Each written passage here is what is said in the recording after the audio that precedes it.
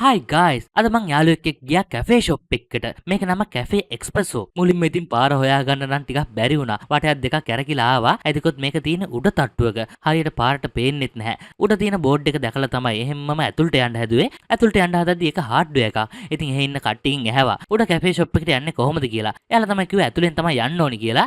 අපිත් ටිකක් බය වුණා. මොකද යට තට්ටුව හાર્ඩ්වෙයාර් එකක් නේ. ඉතින් උඩ එහෙම කැෆේ ෂොප් එකක් තියෙයි කියලාත් නිකමටවත් හිතුවේ නැහැ. එහෙම තියද්දි අපි ගියා. ඇත්තටම පඩිය නගිද්දි තමයි අපිට කන්ෆිඩන්ට් එකක් ආවේ. ඔව් මේක කැෆේ ෂොප් එකක් තමයි කියලා. කොහොම හරි උඩට ගියාම පට්ට ලස්සන ඇම්බියන්ස් එකක්.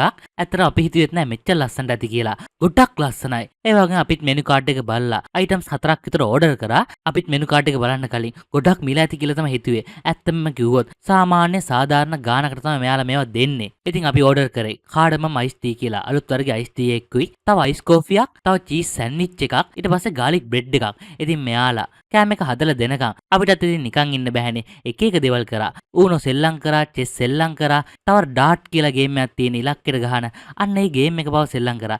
ඒ ඔක්කොම මෙයාලා කැෆේ එක තියලා තියෙන්නේ. ඔයාලටත් පුළුවන් ගිහින් කෑම එක එනකන් එහෙම නැත්තම් කෑම කකා වුණත් එයාලුවත් එක්ක සෙල්ලම් කරන්න.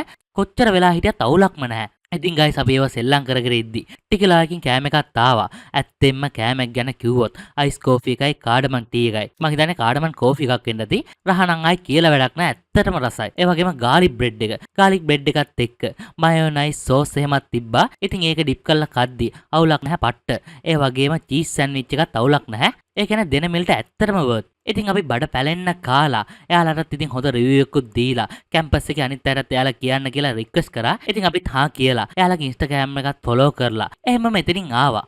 thank you